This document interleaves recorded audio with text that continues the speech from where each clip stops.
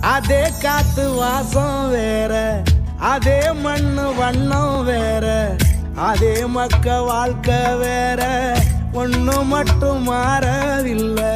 மத்த நாட்டு சுவையெல்லாமே ஒத்த வேலை உடைய போல, சுத்தமான நம்மூர் சுவையோ ஆத்தா தந்த உசுர போல. மூட்டி பாசம் கொட்டி சமைச்சது திண்டுக்கல்லு தலப்பா கட்டி, நெய்யூத்தி நேசம் கொட்டி இழுக்குது திண்டுக்கல்லு தலப்பா கட்டி.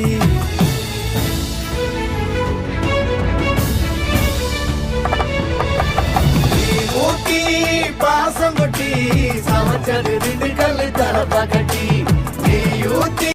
Subscribe now and press the bell icon.